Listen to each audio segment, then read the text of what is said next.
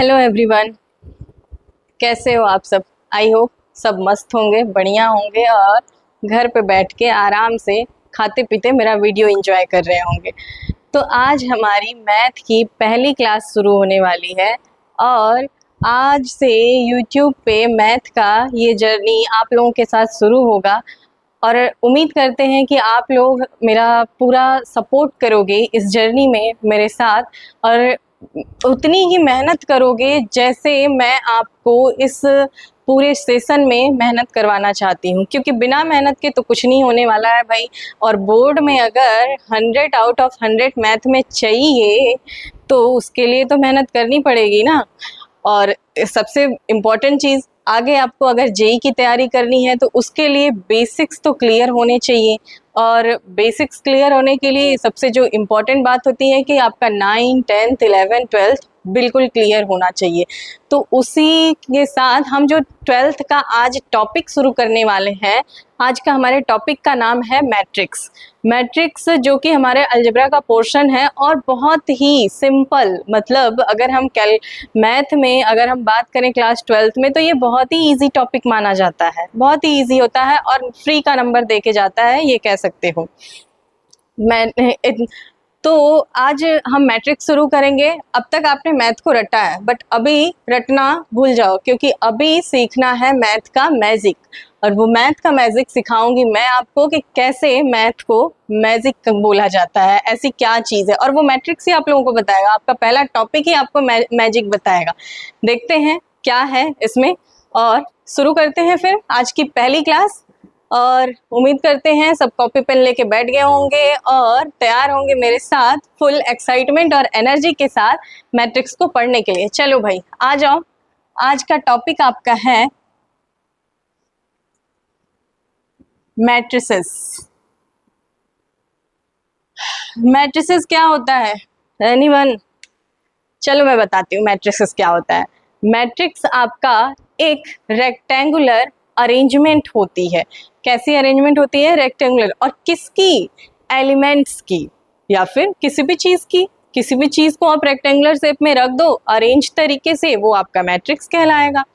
तो मैट्रिक्स क्या होता है? एक अरेंजमेंट होता है, रेक्टेंगुलर अरेंजमेंट। जैसे आप कैलेंडर देखा है, कैलेंडर में डेट्स होते हैं, डे होते हैं, तो वो जो एक अरेंजमेंट बनाई जाती है वो भी आपकी एक मैट्रिक्स कहलाएगी कैलेंडर की। और वैसे ही आप बचपन में सांप सीढ़ी बहुत खेला होगा, तो जो सांप सीढ़ी खेलते हो उसमें जो नंबर्स की अरेंजमेंट होती है वो भी आपकी मैट्रिक्स के कैटेगरी में आएगी, क्योंकि वो ऐसे ही नहीं बनाई जाती है नंबर्स, वो भी दिमाग यूज़ करके ही बनाया गया है। आप उसको जब पढ़ोगे तो जानोगे। खैर अभी वहाँ से वापस आते हैं यहाँ अपने टॉपिक पे, मैट्रिक्स पे।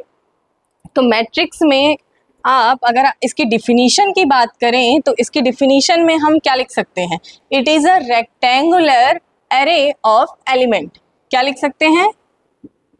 It is a rectangular array of element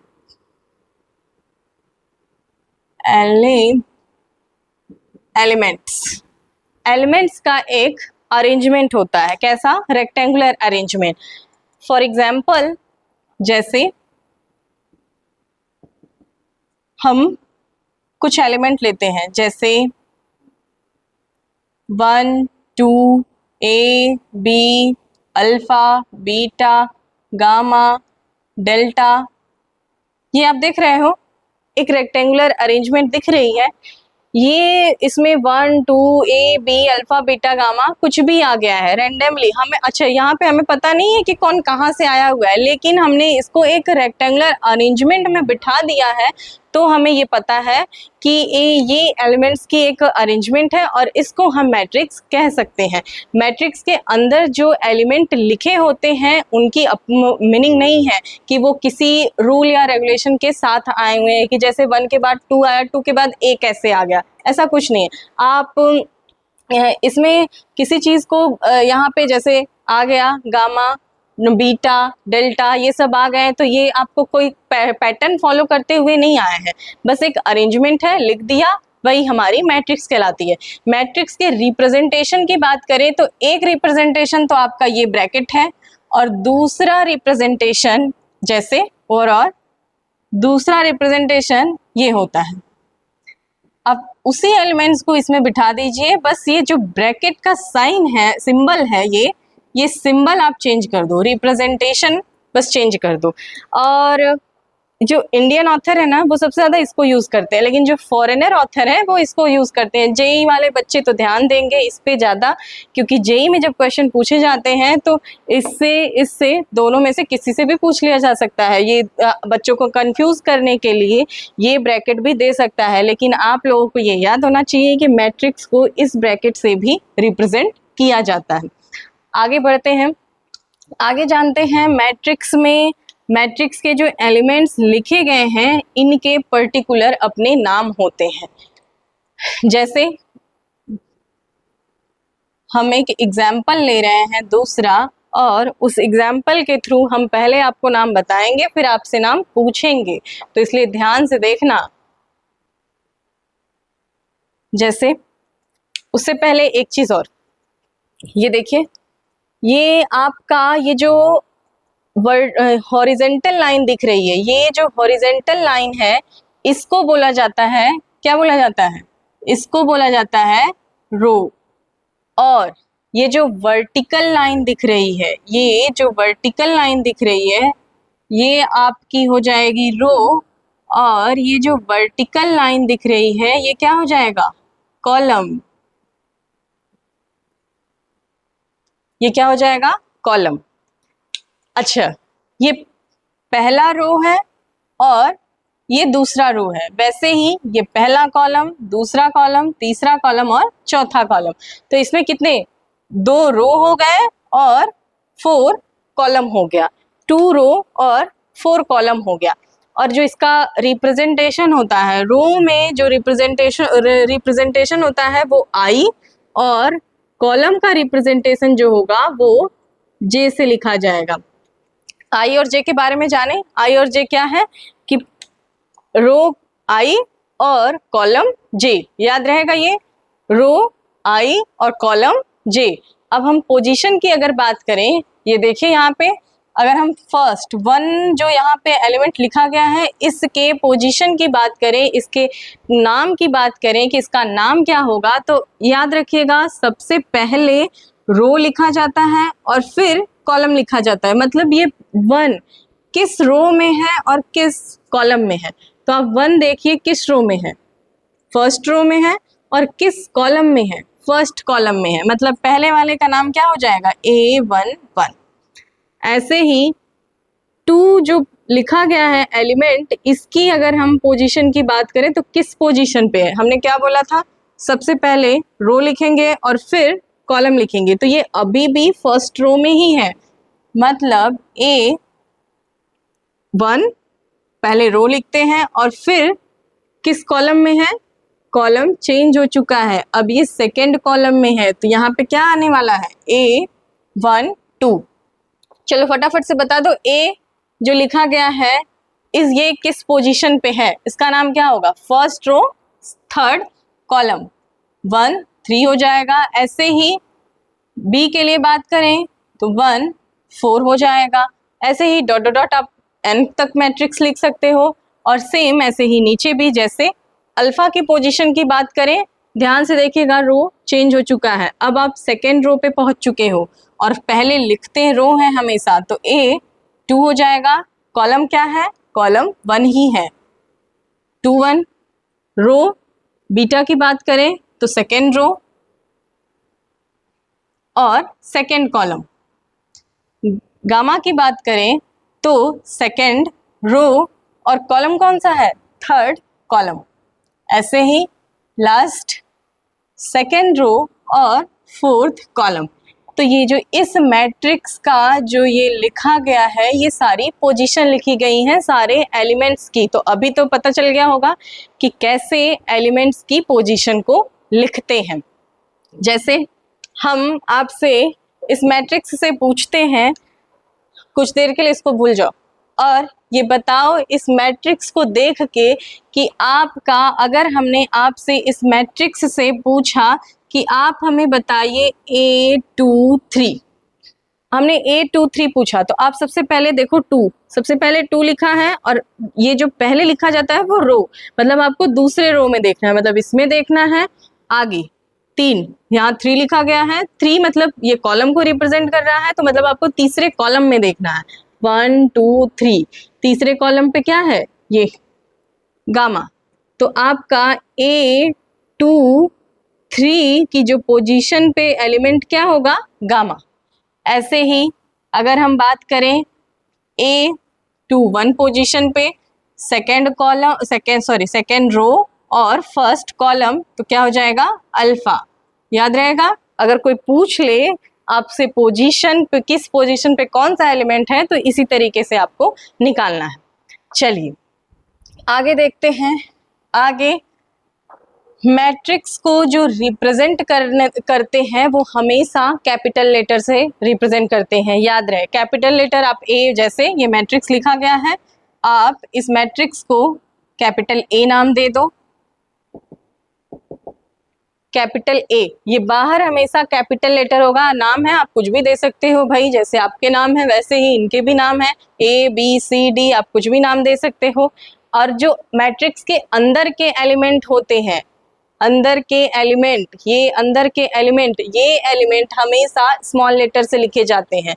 यहाँ देखिए हमने ए लिखा है वो स्मॉल लेटर से लिखा है, बी स्मॉल लेटर से लिखा है, तो ये बात याद रहेगी। मैट्रिक्स के अंदर के एलिमेंट्स को स्मॉल लेटर से और मैट्रिक्स, पूरे मैट्रिक्स को कैपिटल लेटर से रिप्रेजेंट किया जाता है।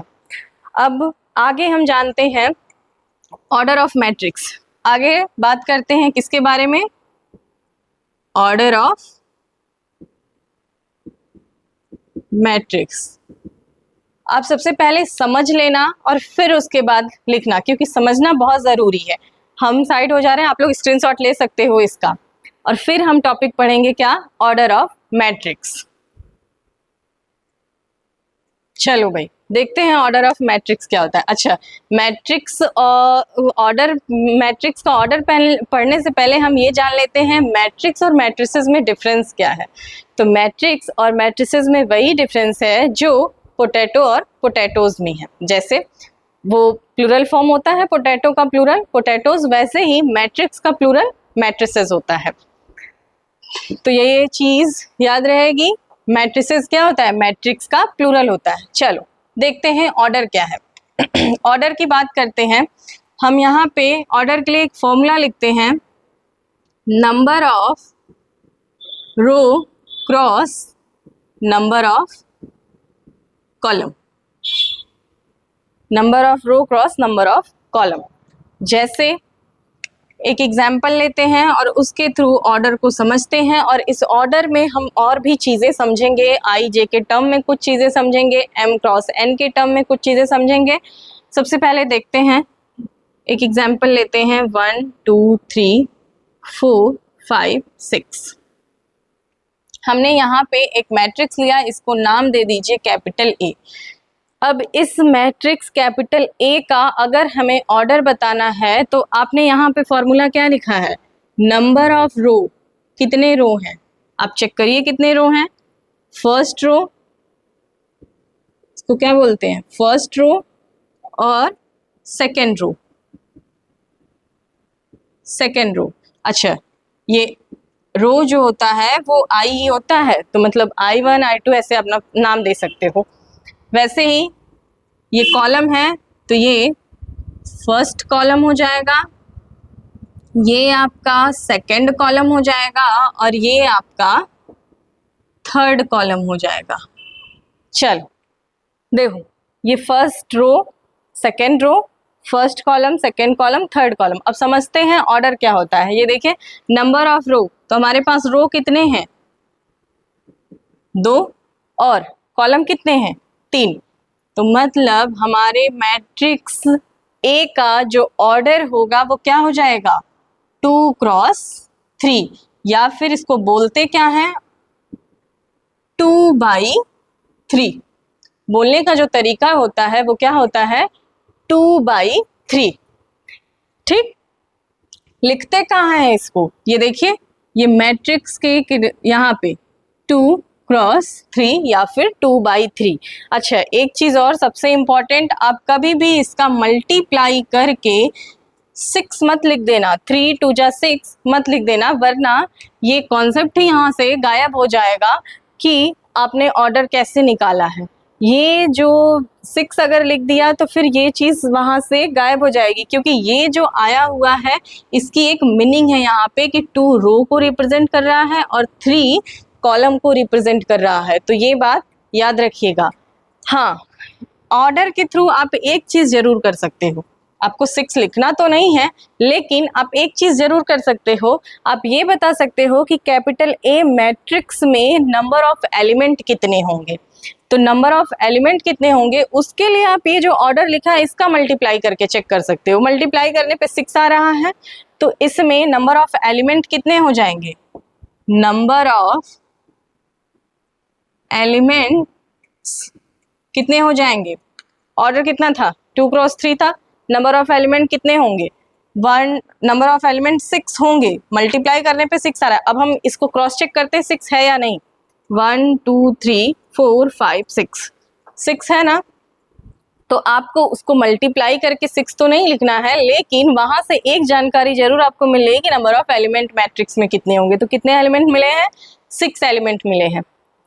तो क्लियर हुआ यहाँ तक। अब इस पे एक छोटा सा क्वेश्चन हम आपको समझाते हैं। ये सब कुछ इरेज करने से पहले आप फटाफट से देखो, अभी तक आपको यही पढ़ाया गया है। मैट्रिक्स में बताया गया मैट्रिक्स होता क्या है, एक रेक्टेंगुलर अरेंजमेंट होती है, इसका रिप्रेजेंटेशन आपको बताया गया है। मैट्रिक्स का स्मॉल लेटर से अंदर के एलिमेंट्स को लिखते हैं, कैपिटल लेटर से मैट्रिक्स को रिप्रेजेंट करते हैं। रो और कॉलम के बारे में आपने जाना कि जो ये हॉरिजेंटल लाइन होती है इसको बोला जाता है रो, और ये जो वर्टिकल लाइन होती है इसको बोला जाता है कॉलम। और फिर हम यहाँ पे मैट्रिक्स की जो करस्पॉन्डिंग एलिमेंट होते हैं इनके पोजीशन जो होती है इनके बारे में जाना, इन एलिमेंट्स को नाम कैसे देते हैं। और फिर उसके बाद आप पढ़ें order of matrix. Order of matrix में आपको एक फॉर्मूला मिला, number of row cross number of column. अब number of row cross number of column के लिए हमने एक एग्जाम्पल लेके आपको यहाँ पे समझाया है। ये इस एग्जाम्पल में आपको यहाँ पे बताया गया कि पहले आपको रो लिखना है और फिर कॉलम लिखना है। इस एग्जाम्पल में देखिए तो नंबर ऑफ रो 2 दिख रहे हैं और 3 कॉलम दिख रहे हैं, वहां से 2x3 मिला है। इतना अभी तक आपने जाना। अब आगे हम इसी पे एक एग्जाम्पल लेके आपको समझाते हैं और फिर यहीं पे क्लास को एंड किया जाता है। जैसे एक एग्जाम्पल हम ऊपर का इरेज कर रहे हैं,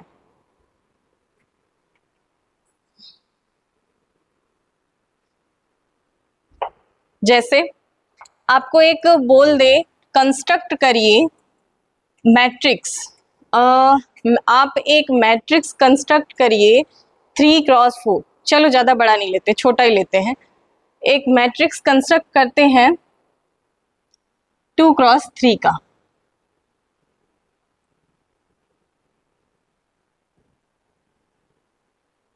कंस्ट्रक्ट 2x3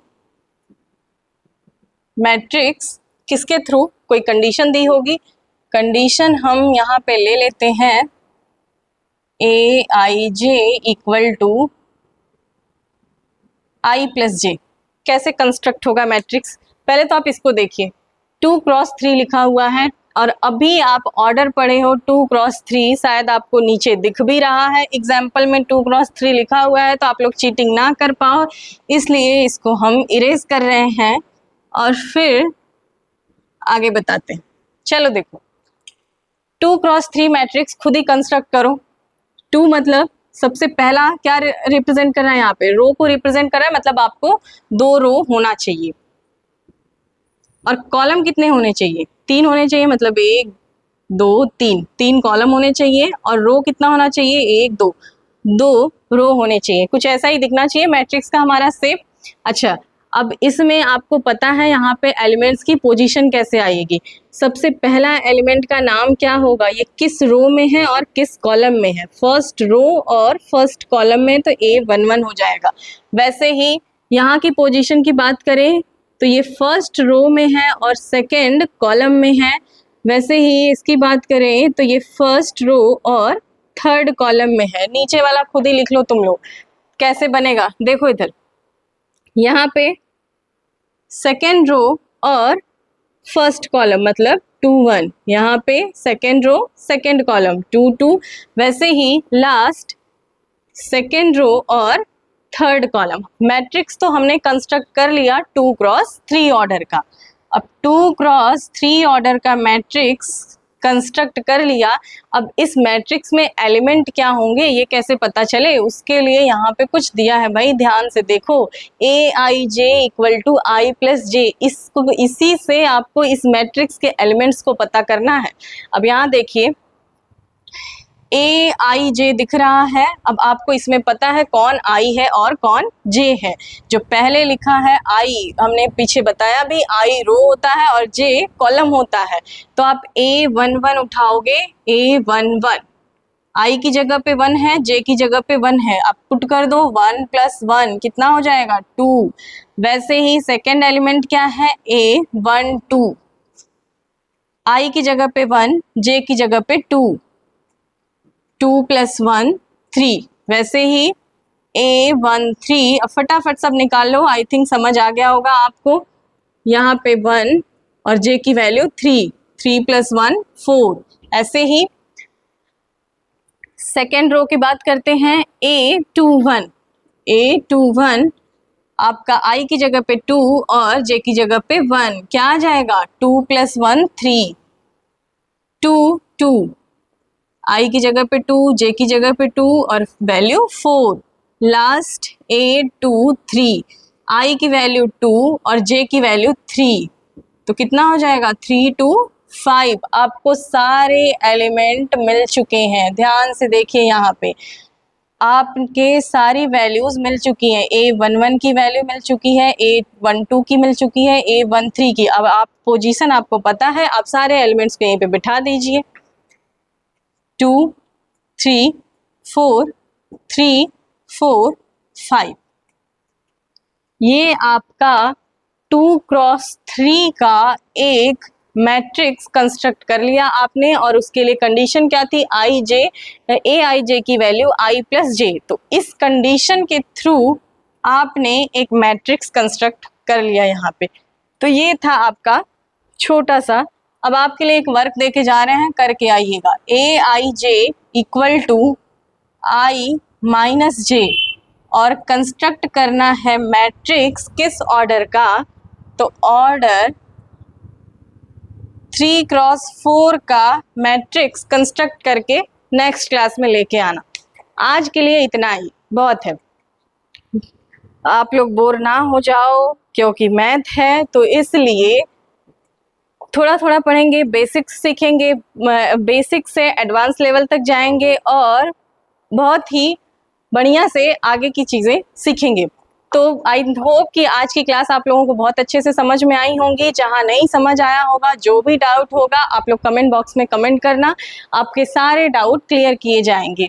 तो और एक सबसे इम्पॉर्टेंट चीज़ ये भी बताना कि क्लास कैसी लगी है, क्योंकि आप जो ओपिनियन अपना यहाँ पे रखोगे, जो भी आप यहाँ पे अपना ओपिनियन दोगे, उसी हिसाब से चीज़ें और बेहतर से बेहतर करने की कोशिश की जाएंगी। तो इसलिए आप लोग इस क्लास को पढ़ना, और सबसे इम्पॉर्टेंट चीज़ लाइक शेयर कमेंट ये ज़रूर कर देना, अपने साथ साथ लोगों का भी भला करो भाई। तो इतना बहुत है आज के लिए, रहने देते हैं फिर। अब मिलते हैं कल नेक्स्ट क्लास में उसी एनर्जी उसी कॉन्फिडेंस के साथ, और आज की क्लास को यहीं पे एंड करते हैं। और कल हम लोग पढ़ने वाले हैं, आप लोगों को बता दें, टाइप ऑफ मैट्रिक्स। तो थोड़ा सा पढ़ के आना, तुम लोग नहीं भी पढ़ोगे कोई बात नहीं, वो मेरा काम है तुम लोगों को पढ़ा देना, चिंता मत करो। Thank you.